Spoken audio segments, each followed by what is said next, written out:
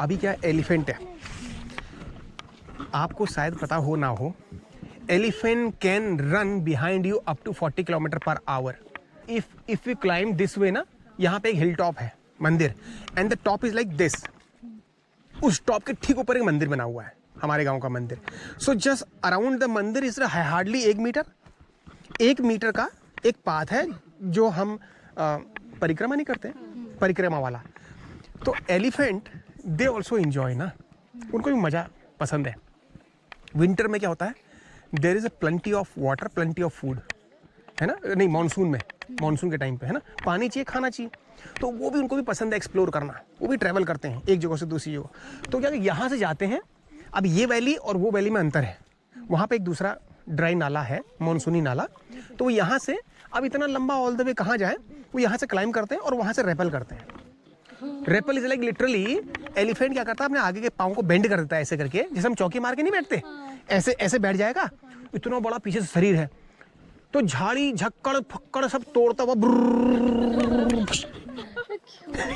नीचे कहीं पे जाकर रुक जाएगा।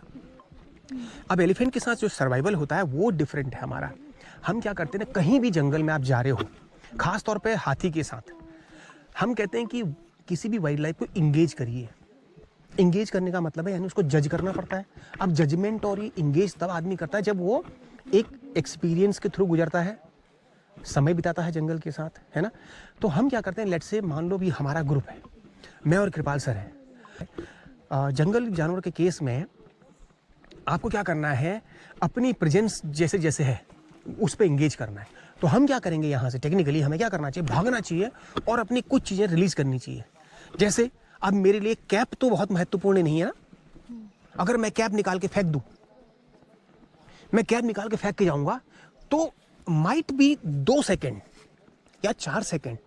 तो एलिफेंट क्या करता है, एलिफेंट स्मेल, उनको हमारे शरीरों में ज़्यादा अंतर नहीं दिखाई देता। अच्छा, मेजॉरिटी जानवरों में ना कलर ब्लाइंड भी होते हैं, उनको ब्लैक एंड वाइट ज़्यादा दिखाई देता है, ज़्यादा करके ब्लैक एंड वाइट दिखाई देता है। तो आप कुछ चीज़ ड्रॉप करेंगे तो पहले इंगेज हो जाएगा, कोशिश करेगा आपके इस चीज़ को फाड़ के फेंक दे, फाड़ के फेंकेगा, वो फटक से फट उठाएगा, फट फेंकेगा, ऐसे धुस फेंक देगा। फिर आप क्या करते हैं, जिगजैग भागते हैं, क्योंकि एलिफेंट मैंने बताया वो 40 किलोमीटर पर आवर अगर भाग जाएगा, है ना।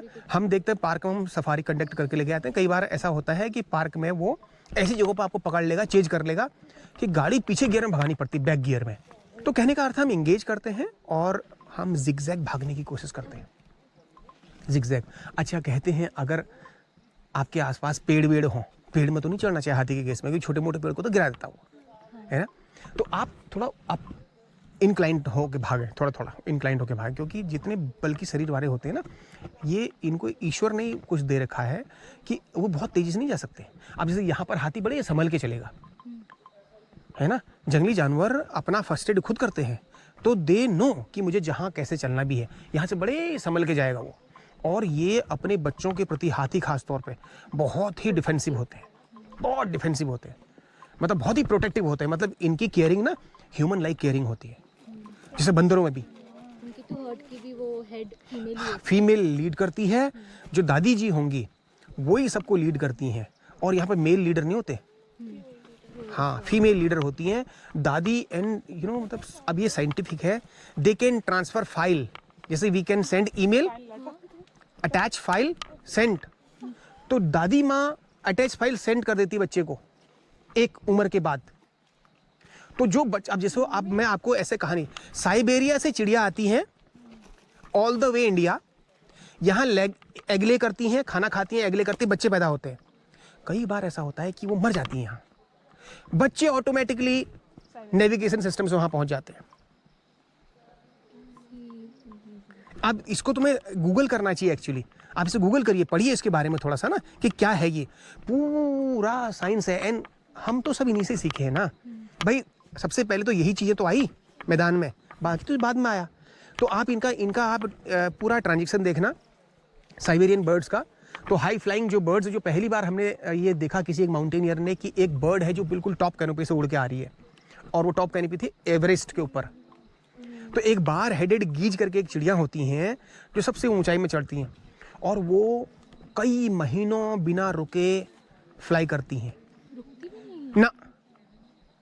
और उनका क्या सिस्टम होता है, लेट्स से वो क्या करती हैं, मान लो हमारा एक ग्रुप है, ये वो लीड करती हैं, तो एक जो लीडर होता है ना वो फ्लाई करता है, जो हवा कटती है, देखो मेन फ्लाई करने में क्या है, हवा को डायरेक्शन बनाने में तो करना पड़ता है, तो मेन विंड के अगेंस्ट, तो इसके विंग से जो कटा तुम्हें मदद करेगा तुमसे, तो एक पूरा वी शेप, हाँ वी, तो उसमें जो सेकंड थर्ड फोर्थ फिफ्थ है ना, उनको पावर बहुत ही कम लग रही है, उनको ना के बराबर पावर लग रही है, वो ऐसे ही कर रहे हैं बस।